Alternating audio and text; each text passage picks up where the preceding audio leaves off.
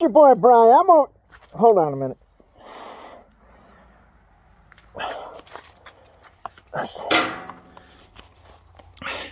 This is your boy Brian. I'm over here and I'm making things happen. And I want to give you an update on the four-wheeler trailer. You know what I'm saying? Take a look at what we have here, people. I said to myself, I need a headache rack. And here's the other thing I need. Let me just explain to you the situation here. All right, let me show you something. Can you see this situation right here? Yeah, buddy. That baby's going to be an accessible on and off if I need it. I'm going to build a latch at the top. That is a jack from my engine hoist.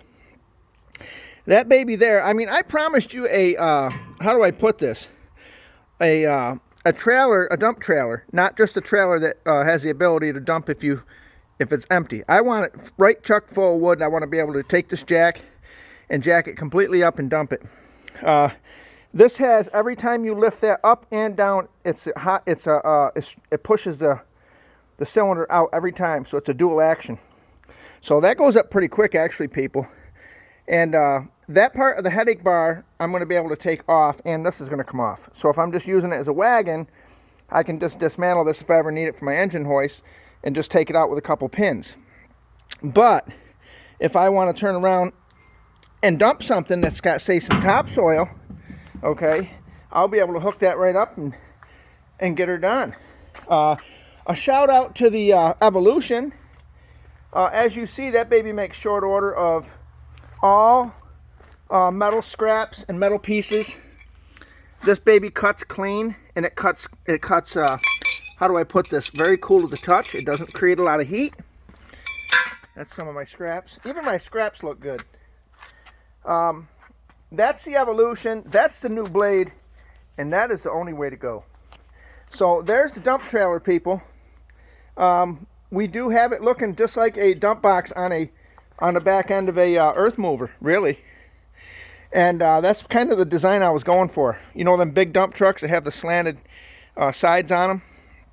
I kind of got inspired. I was at a job site and out in East Texas, and I seen one of those huge earth movers, and I said, that's how I want to create my dump box on the dump trailer for the four-wheeler.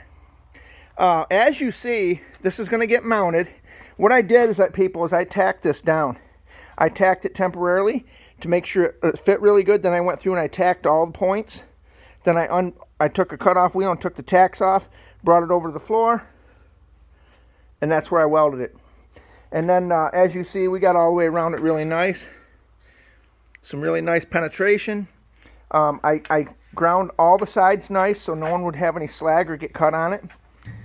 As you see, she's going to be pretty nice. I've got it right in direct line with where it's going to be lifting. I didn't want to just build a bracket up here and have all the stress on just that one bar.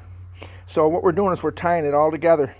So it's like a top and a bottom plate, and then this is going to have a latch that comes over the top that bolts in. I think I'm going to bolt it in, and then just have it where the pin goes through, a bolt, and then I'm going to have one on the bottom down here, same thing. And I'm going to try to keep it as close as I can to a 90 so it's not in the way of the trailer.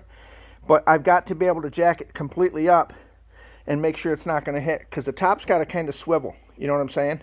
It's got to swivel. And that's kind of the design I'm going for. I'm pretty happy with it. The high wheel package, I'll tell you what, I've took this through the woods. And I'm just going to say it. I'm tickled pink. I'm actually tickled pink again. But as you see, the front part, the headache bar, that's all scrap steel, people. That is all scrap steel that they threw out at Tractor Supply. If you want some, you got to find it. When they get any kind of implements in, that's what they do. And as you see, I'm shout outing to the Bauer. I have several grinders, and when you're doing any kind of metal fabrication, you need multiple grinders. I have the Bauer, which with the big batteries, that thing goes forever. I also have the big DeWalt's here somewhere, and I have the electric powered DeWalt. And that's for doing like the lion's share of the hard work of getting all the welds grounded down and so forth. But as you see, people, I use this alcohol, and if you want to know what I'm using that for, I use that to clean my respirator. Make sure you wear a respirator when you're doing this type of work. All that. It isn't the, there's no gases or fumes coming off the weld because it's just carbon steel. But anytime you're grinding, all that sand and fibers from the grinding wheels is what you want to make sure you have a mask on. So I am just happy with that situation right there.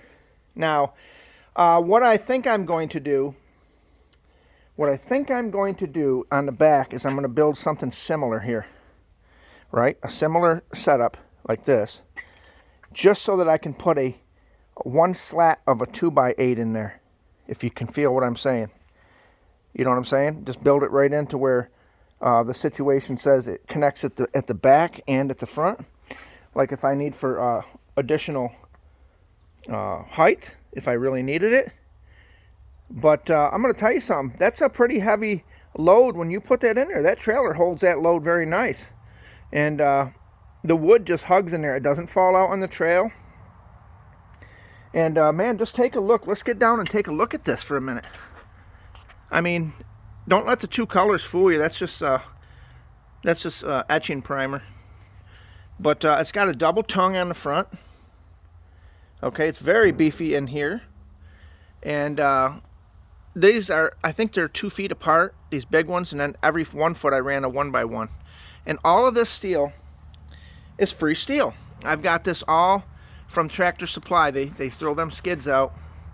I know I keep repeating myself, but at the end of the day, that's the deal. And these are just old golf cart wheels, and the hubs I got offline with the hubs and axles and everything. I think it was like 100 and something, $160 or something.